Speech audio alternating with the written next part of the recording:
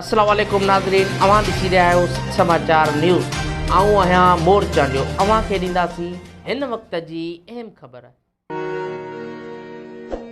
मुझे मस्जिदों की खबर नहीं, मुझे मंदिरों का पता नहीं, मुझे मस्जिदों की खबर नहीं, मुझे मंदिरों का पता नहीं। मेरी आजिज़ी को कबूल कर, मेरी आजिज़ी को कबूल कर, मुझे और दर्द मलाल दे। किसी दर्दमंद के काम आ, किसी डूबते को उछाल दे। किसी दर्दमंद के काम आ, किसी डूबते को। मुश्किलातन में बेसहारा बेपहुंच माण्हुनि खे रेस्क्यू कंदे स्टेशन रोड सां फाथल गुरगुला बिरादरी जे मिस्कीन माण्हुनि जन में मासूम ॿारड़ा पीरसन औरतनि खे पंहिंजी मदद पाण तहत सकरंड DSP मियां अज़हर हुसैन समो बीठल पाणीअ मां कढी पुलिस मोबाइल ज़रिए बरसात मुतासिरीन खे कैंप ते आणे इंसानियत जो आला मिसाल कायम करे छॾियो। DSP सकरंड पारां हलंदड़ तेज बरसात में बेयारो मददगार खुले आसमान हेठि वेठल कंहिं मसीहा जे इंतज़ार में वेठल माण्हुनि वटि पहुची हक़ीक़ी मसीहा हुजण जो सबूत ॾींदे न रुगो इमदादी कैंप ते खणी आयो, पर उन बाद बीमार थी वियलनि मिस्किननि खे तालका अस्पताल सकरंड में मुफ़्त इलाज कराइण सां गॾु शहर जे मुखियरनि माण्हुनि जे तावन सां कैंप में वेठल माण्हुनि ताईं खाइण पीअण जा इंतज़ाम कया।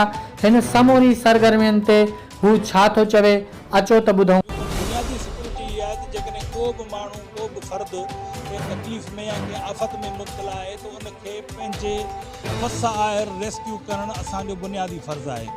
उन लाइ असांखे कंहिं रेस्क्यू कमेटीअ या कंहिं रेस्क्यू कंपनीअ या कंहिं ॿिए रेस्क्यू जे ख़ासि इदारे जो इंतज़ारु करणु को लाज़मी न आहे। जेॾीमहिल असांखे ख़बर पई त हीअ जेके गुरगुला आहिनि, जेके लाॾाऊ कबीले जा माण्हू आहिनि, उतां रड़ियुनि जा आवाज़ पिया अचनि ऐं दाहुनि जा आवाज़ पिया अचनि, ॿार रोइनि पिया, मायूं जेके आहिनि रड़ियूं पियूं कनि। असां फ़ौरन उन्हनि खे पंहिंजो रिस्पॉन्स ॾिनोसीं ऐं पंहिंजी पुलिस फोर्स सां उते पहुतासीं। असांजा जवान सभु उहे पाणी जे अंदरि दाख़िल थिया, भॻियल जायुनि मां उन्हनि ॿारनि खे कढियो, पंहिंजी जान खे जोखे में विधो, असांजे जवाननि विधो, असांजे ऑफिसर्स विधो। असां सां गॾु जेके ॿिया जेके से उते माण्हू मौजूदु हुआ लोकल, उहे बि माण्हू असां सां गॾु उन रेस्क्यू जे कम में शामिलु थी विया। केतिरनि ई ॿारनि खे, केतिरनि ई औरतुनि खे ऐं अलहमदुलिल्लाह केतिरा ई माण्हू जेके पाणी जे अंदरि फाथल हुआ उन्हनि खे असां पंहिंजे हथनि ते खणी करे उन्हनि खे सरकारी गाॾियुनि में विझी, पुलिस जी गाॾियुनि में विझी हिते हिन कैंप ते पहुचायो आहे।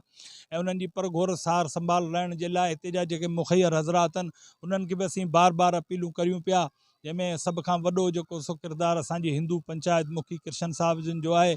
ऐं साईं जिन जीअं हींअर पंहिंजो साईं USF जी जेका NGO आहे उहे आहिनि, रिन साहिब जिन बि आहिनि, सभु मौजूदु आहिनि ऐं ॿिया कई जिन जा नाला हिते ॿुधाए सघजनि था तव्हांखे।